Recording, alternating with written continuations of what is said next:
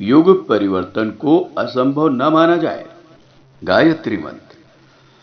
ओम भूर्भुवः स्वः तत्सवितुर्वरेण्यं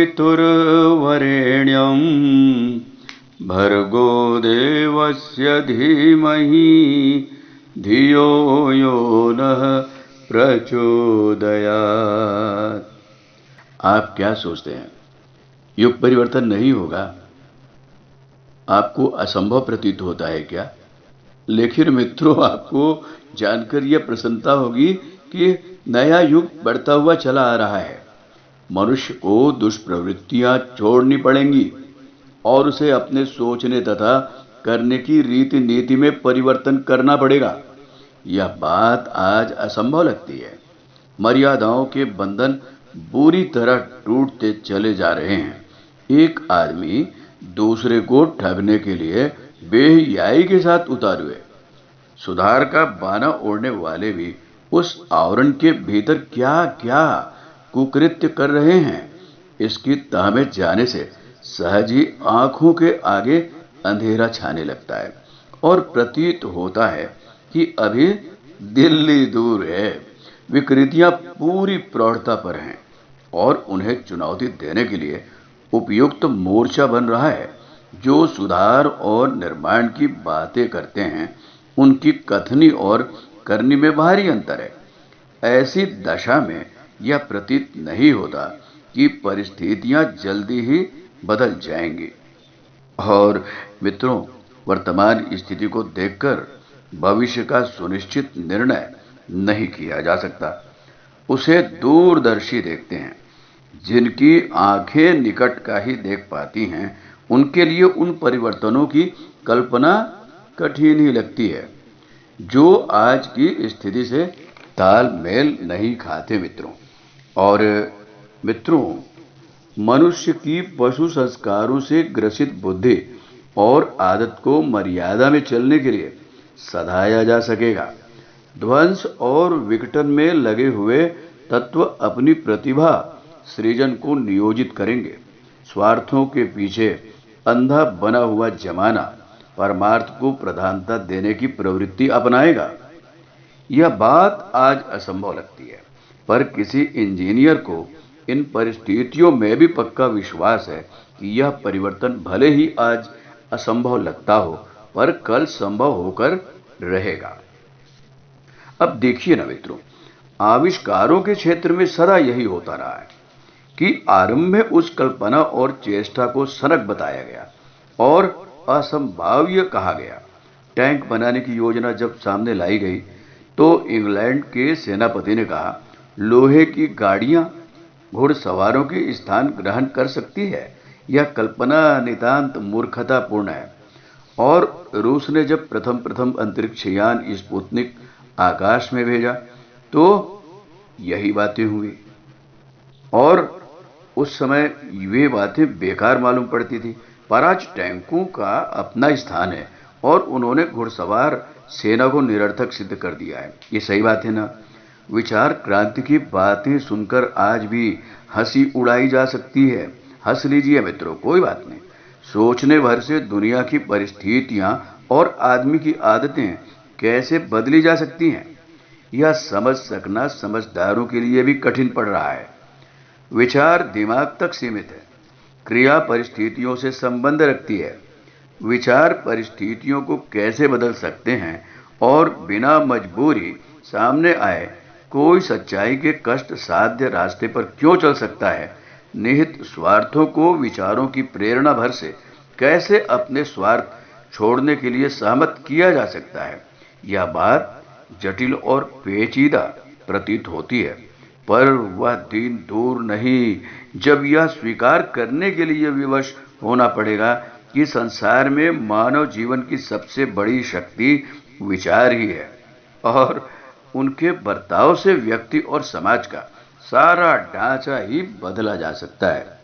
मित्रों, मार्कोनी का रेडियो आविष्कार को देखिए। शुरू में तो उसे बहुत ही कौतूहल से देखा गया, पर जब यह कहा गया कि उससे अटलांटिक पार भी संदेश भेजे जा सकते हैं तो तत्कालीन वैज्ञानिकों ने उसे नामुमकिन करार दिया। और मित्रों, अणु विस्फोट के आविष्कार के साथ भी ऐसा ही हुआ।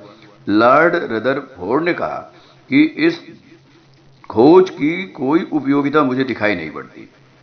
युद्ध उपकरणों की खोज को आगे जारी रखने को निरर्थक बताते हुए रोम के बड़े सैनिक जूलियस फोन्टिनस ने कहा था, अब इन प्रयत्नों को बंद कर देना चाहिए, क्योंकि युद्ध उपकरणों के संबंध में जितने आविष्कार असंभव थे वे चरम सीमा पर पहुंच गए हैं।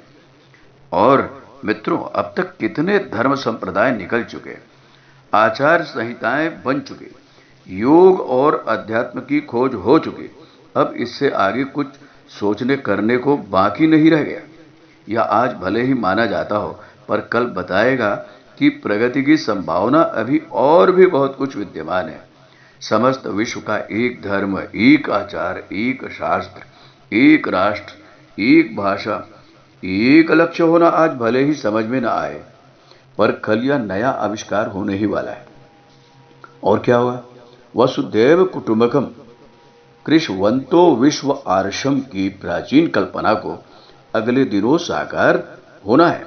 आज असंभव दिखने वाला यह भविष्य कल प्रत्यक्ष हो चले तो किसी को आश्चर्य नहीं करना चाहिए।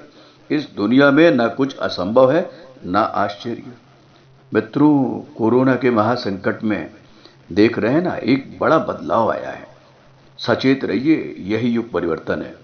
अब से 150 वर्ष पूर्व विज्ञानी यह मानते थे कि हवा से भारी वजन की चीजों को आसमान में उड़ सकना कभी संभव ना होगा। लेकिन आपको मालूम है मित्रों, अब हवाई जहाज के द्वारा ही हम टन टन अनाज हम विपत्ति में पड़े हुए लोगों के लिए, आपदाओं के लिए भेजते हैं। और मित्रों, जब हवाई जहाज अपनी पौड़ावस्था में आ गई तो भारी बोझ लेकर वे द्रुत गति से बढ़ने लगे। ये तो आप देख ही रहे हैं। और मित्रों, खगोल वेत्ता चिरकाल से यह मानते चले आ रहे थे कि कभी कोई व्यक्ति भूमध्य रेखा पार न कर सकेगा, क्योंकि उस क्षेत्र में सूर्य की किरणें सीधी पड़ने के कारण इतनी गर्मी होगी कि समुद्र भी खौले। इस क्षेत्र में यदि कोई जहाज निकलेगा तो जलकर खाक हो जाएगा। क्या मित्रों ऐसा हुआ? सब कुछ असत्य सिद्ध हो गया। देवत्व का उदय और धरती पर स्वर्ग का अवतरण हो सकता है। इस मान्यता एवं चेष्टा को असंभाव्य मानने की आवश्यकता नहीं है मित्रों, सब कुछ संभव है। तो मित्रों, मिलकर साथ चले। हाँ मित्रों, और विश्व के वैज्ञानिकों को चुनौती दे जा रहा है गायत्री परिवार। हम चुनौती देते हैं। गायत्री परिवार के द्वारा किया जाने वाला यज्ञ में वैज्ञानिकों ने पाया है कि यह पूर्णतः वैज्ञानिक है। और मित्रों, वातावरण के परिशोधन में इनका बहुत बड़ा योगदान है। यह अश्वमेधों के विश्लेषण से पता चला। अश्वमेध यज्ञों में कई प्रदेशों में वैज्ञानिकों ने यज्ञ के वैज्ञानिक लाभ का विश्लेषण किया। और मित्रों, द अर्थ जैसे आंदोलनों के जरिए भारी खर्च करने के बावजूद न्यूनतम परिणाम प्राप्त हुए हैं, जबकि यज्ञ जैसे प्राचीन भारतीय विधानों के चमत्कारी परिणाम मिले। खर्च भी न्यूनतम आता है। और मित्रों, आइए हम यही तो कह रहे हैं आपसे कि आप विश्वास कीजिए, युग बदल रहा है। हमारे YouTube चैनल को सब्सक्राइब करें और बेल आइकन को दबाएं ताकि आपको नोटिफिकेशंस मिलते रहें।